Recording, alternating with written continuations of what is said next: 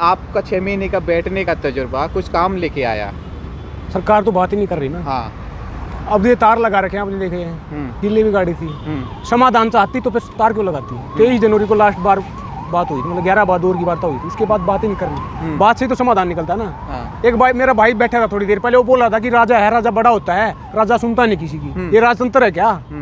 राजतंत्र है, लोकतंत्र है, लोगों का तंत्र है, हमारा तंत्र है ना, हमने बनाना सरकारों को, हम वोट देते हैं। अम्बेडकर जी ने कहा था कि 1 वोट 1 वैल्यू, एक एक आदमी की वैल्यू होती है। आप कोई भी कानून बना रहे हो, कोई भी पॉलिसी बना रहे हो, 100 आदमी बैठे हैं वहाँ पे, अगर 99 आदमी उसके पक्ष में है, एक आदमी खिलाफ है, तो उस एक आदमी को समझाना पड़ेगा।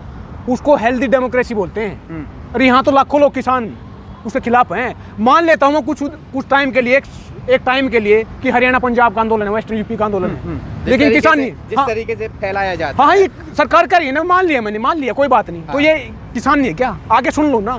उस देश को अगर पेट भरा है ना, तो इस वेस्टर्न यूपी ने, हरियाणा पंजाब ने भरा। बता दूं मैं क्यों? क्योंकि इंडिया इंपोर्ट करता था, फूड सिक्योरिटी में, खाद्य सुरक्षा में इंडिपेंडेंट नहीं था, आत्मनिर्भर नहीं था, बाहर से ही आयात करते थे। 1960 के दशक में लाल बहादुर शास्त्री की सरकार थी, उन्होंने जय जवान जय किसान का नारा दिया। 1962 में चाइना से वार हारे थे हम, अनफॉर्चुनेटली। क्यों हारे थे वो अलग मुद्दा है, क्योंकि गांधी जी ने गुट निरपेक्ष आंदोलन चलाया था। उसका क्या है कि हम गुटबाजी नहीं करेंगे किसी के साथ, हम सबके साथ मिलकर रहेंगे, पूरे वर्ल्ड को एक भाईचारे में बदलना है। मतलब हम आर्मी नहीं रखेंगे। अब आर्मी बना रहे हो, आप मुझे बताइए, रोटी का क्या यूज होता है? खाने के लिए। खाने के लिए। हथियार का किस लिए यूज होगा? उड़ाने के लिए, मारने के लिए। उसको खा तो नहीं सकते। एक नॉर्थ कोरिया नाम का देश है, उसका जो जीडीपी है ना, उसका 25% डिफेंस पे खर्च होता है। इंडिया का भी 3-4% उसके आसपास खर्च होता है। तो मैं क्या कहना चाह रहा हूँ, अगर ये जो हथियारों पे, गोला बारूद पे ये पैसा लग रहा है ना, डिफेंस पे खर्च हो रहा है, ये अगर फूड सिक्योरिटी पे, खाने पे यूज हो, तो लोग डिफेंस पे भी तो खर्च होना है, क्योंकि एक देश की दूसरे देश की बॉर्डर है, उस पे तो मजबूत। बिल्कुल, मैं चाहता हूँ करो, लेकिन क्यों नहीं है सिक्योर? क्यों नहीं है? आतंकवादी घटनाएं क्यों हो रही है? चाइना हमारे देश में क्यों घुरा? गुलवान की घाटी में घटनाएं क्यों हुई? ये चंबल, पता नहीं, दिन रात की घटनाएं हैं। मैं क्या कहना चाह रहा हूँ, एक ओवरऑल, मैं थोड़ा सा सोच को ऊपर लेके जा रहा हूँ। मुझे पता है कि एक संपूर्ण राष्ट्र बनाए कि अपनी देश की बाउंड्री को बचाना पड़ेगा, मैं मानता हूँ उस बात को, लेकिन यूनाइटेड नेशन क्यों बनाया है? मैं पढ़ी लिखी बातें कर रहा हूँ, ये लोगों को ना पसंद आए। मैं क्या बोल रहा हूँ कि जो यूनाइटेड नेशन बनाया, उसका मकसद ये था कि पूरे वर्ल्ड को एक मतलब एक तार में पिरोना है, एक भाईचारा बनाना है, बंधुत्व बनाना है। लेकिन बन गया क्या? ये गरीबी क्यों है? जो ग्लोबल साउथ है, साउथ अमेरिका, अफ्रीका और साउथ एशिया, ये सबसे गरीब राष्ट्र क्यों हैं? हमारे पास साधन है, खेती है, लेकिन फिर भी गरीब है। लेकिन यहाँ का किसान गरीब नहीं है, बल्कि जो राजनीति है वो इस किसान को फंसा लेती है अपने अंदर, यानी जातिवाद को लेकर। किसान का भी पसीना होता है, जातिवाद में भी फंस जाता है किसान। अपनी खेती को लेकर कोई ऐसी सरकारें योजना निकाल देती हैं, जैसे ये इस समय 3 कृषि कानून बिल है, MSP है, इसको लेकर भी किसान फंसा हुआ है ना सरकार के सामने। तो आप मुझे बताइए, मैं टी-शर्ट निकाल के दिखाऊंगा अब ना, तो मेरा धर्म निकल रहा है, लिखा कहीं ना जाति लिखा है, आदमी नंगा पैदा हुआ था, मतलब कोई कुछ नहीं लिखा, ठप्पा टप्पू कुछ कहीं कुछ नहीं लिखा, मर जाना है। ये चीज़ें हमने बनाई हैं। अब ये माइक है, मैं इसको भगवान मानता हूँ, आप बोलोगे कि पागल है, आप मुझे बोलोगे पागल है, मैं इसको भगवान बोल रहा हूँ। अगर 10 करोड़ लोग इस माइक को भगवान बोले ना, तो सच है, ये भगवान बन जाएगा। यही धर्म है, यही जाति है। इस चीज़ का क्रक्स बता दिया मैंने। और बता दूं थोड़ा सा धर्म के बारे में। आप एक कॉपी पेन ले लो और उन देशों के नाम लिखो जहाँ पे भूखमरी, गरीबी, अत्याचार, शोषण, कुपोषण, दमन, हर तरीके से प्रोसिक्यूशन होता है लोगों का, आम जनता का। उन देशों के नाम लिखो। और दूसरे पेज पे ऐसे देशों के नाम लिखो जहाँ पे धर्मवाद ज़्यादा है, कट्टरवाद ज़्यादा है, धर्म ज़्यादा है। मैं आपको लिख के दे रहा हूँ, धर्मवाद जहाँ पे कट्टरवाद है वो भूखे मरते हैं। जहाँ पे काम की बात होती है, लॉजिक की, रैशनैलिटी की बात होती है। यूरोप अमेरिका का सुना होगा आपने, विकसित राष्ट्र क्यों है? मानव विकास पे पैसा लगाते हैं, वो भी मंदिरों में नहीं जाते। क्रिसमस के दिन सिर्फ एक दिन मंदिर में जाते हैं, हम तो डेली जा रहे हैं। ये जो, क्योंकि ये धार्मिक देश है ना, शुरू से, आज से नहीं है, शुरू से धार्मिक जो यहाँ की भावनाएं हैं वो चली आ रही हैं। इसको कैसे बदल सकते हैं? गांधी जी ने कहा था कि politics without principle is sin. Principle क्या होता है? सिद्धांत। सिद्धांत क्या होता है? Moral value. मोरल वैल्यू क्या है सबसे बड़ी इंसान के लिए? रोजी रोटी, कपड़ा, मकान, शिक्षा, स्वास्थ्य, बिजली, पानी, सड़कें, सिंचाई की फैसिलिटी, ये है ना, इससे बनेगा ना देश, मंदिरों से देश बनेगा। बात इसकी कहाँ होती है? बात होती है हिंदू मुस्लिम, मस्जिद मंदिर, इन चीज़ों की सारी बात होती है। आज का जो देश चल रहा है इस स्थिति पे है, यही सारी बातें करता है, होती नहीं, सारी जनता करती है। ये बातें होती नहीं मेरे भाई, ये करवाई जाती हैं। ये मैं बोल रहा हूँ ना, ये बातें उसके खिलाफ बोल रहा हूँ। 3 साल पहले मैं ही भक्त था, मैं भी हिंदू था, मैं भी मानता था कि हिंदू खतरे में है, लेकिन मैंने किताब पढ़ी, मुझे पता ना यार हिंदू तो खतरे में नहीं है, रोटी खतरे में, गरीब खतरे में, देश की बेटियां खतरे में हैं। ये किताब से रिजल्टी आती है। तो ये मैं क्या कहना चाह रहा हूँ, ये देश की जो सरकारें हैं, left right up down centre कुछ भी है, कोई भी सरकार है, सबको क्या है कि जाति को, धर्म को एक हथकंडे के रूप में यूज किया जाता है। इसको यूज करके मतलब लोगों को भड़काया जा रहा है। आप गांव में चले जाओ, किसी भी गांव में, आज तक गांव की बात होती नहीं है, तो गांव में चले जाओ, किसी गरीब आदमी के पास जाके पूछो कि आपको क्या चाहिए, उसके तन पे कपड़ा नहीं है, पेट में रोटी नहीं है, एक एक हड्डी दिख रही है उसकी, उसको बोलो कि क्या चाहिए आपको, वो बोला कि राम मंदिर चाहिए। वो अपनी बात नहीं करेगा, उसके पेट में रोटी नहीं, उसका परिवार भूखा मर रहा है, अनएजुकेशन है, साइज कुपोषण, हर तरह का मतलब पथेटिक हालात हैं, लेकिन उसको राम मंदिर चाहिए।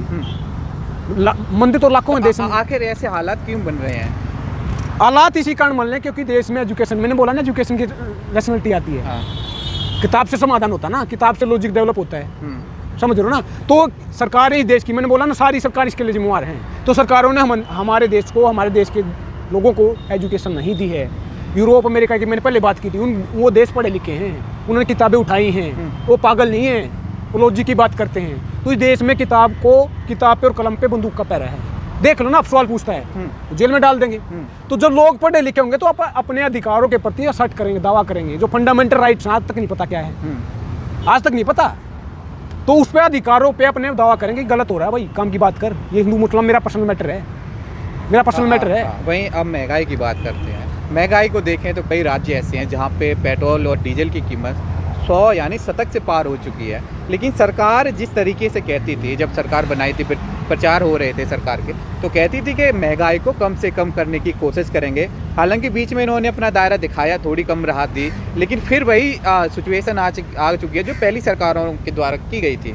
भाई इनके बस की बात नहीं है। जब आप देश को बेच दोगे, सरकार को हम वोट दे के बनाते, सरकार क्या है? सरकारी है, सरकार सरकारी है, प्राइवेट नहीं है। हालांकि फाइनेंस चला 2 आदमी रहे हैं, सरकार को 2 आदमी चला रहे हैं, पूंजीपति चला रहे हैं, फाइनेंस सब चला रहे हैं, उसकी फंडिंग करते हैं। हम तो कर नहीं सकते, हमारे पेट में रोटी नहीं, हम रोटी खरीदेंगे, उसकी फंडिंग करेंगे। जो रैलियां करवाई जाती हैं, लाखों करोड़, एक टेंट लगाने के लिए रैली का बता रहा हूँ, लाखों का खर्चा होता है। फिर ऊपर से 500 रुपये इसको जेब में डाले जाएंगे, जो रैली में जाएगा, एक बोतल डाली जाएगी, खाने पीने का खर्चा होगा, बस का किराया होगा। ये पैसा कहाँ से आ रहा है? गरीब आदमी तो नहीं देता फंडिंग, खर्चा पानी नहीं देता ना, पॉलिटिशियन के पास इतना पैसा है, उनकी तो इतनी ज़्यादा सैलरी नहीं होती, तो पैसा आता कहाँ से है? पूंजीपति उसकी फंडिंग करते हैं, सभी पार्टियों करते हैं। तो जो आदमी जिसकी फंडिंग लेके सत्ता में आएगा, जिस चीज़ का यूज करके, उसके दायित्व नहीं, उसके लिए पॉलिसी बनाएगा, कानून बनाएगा। तो सरकारों के हाथ में महंगाई नहीं है। आपने पेट्रोल डीजल की बात बताई, मैं इसकी फैक्चुअल बात बताऊंगा आपको।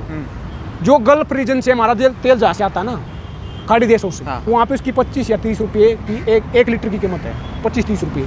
यहाँ पे कितना पेट्रोल 107-8 रुपये लीटर है। ये तो वही बात होगी, पजामा तो 200 रुपये का, नाड़ा 1200 रुपये का, क्योंकि कीमत तो 30 रुपये है, बेच 107 रुपये में, टैक्स लगा रही है 77 रुपये का। आखिर इस टैक्स को जरूरत करने की क्या जरूरत पड़ी सरकार को? वही मैं कह रहा हूँ कि सरकार के हाथ में नहीं, क्यों नहीं है? क्योंकि पेट्रोल को तो 2010 में और डीजल को 2014 में सरकार ने कंपनियों के हाथों छोड़ देता। पहले सरकार डिसाइड करती थी पेट्रोल डीजल का भाव। जीएसटी का सुना होगा, जीएसटी ने काउंसिल बनाई गई है, जीएसटी सरकार डिसाइड करती है हर एक चीज़ पे। अब ऑक्सीजन वेंटिलेटर पे बीज लग रहे हैं ना, या वैक्सीन पे लग रहे हैं, वो भी सरकार डिसाइड करती है, हर चीज़ पे करती है, कपड़े पे, खाने पीने, हर चीज़ पे।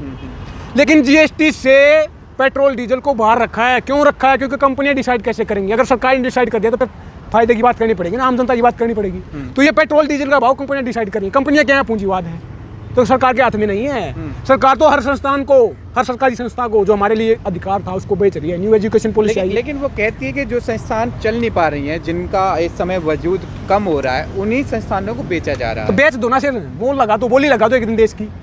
आपको किस लिए लेके आए थे?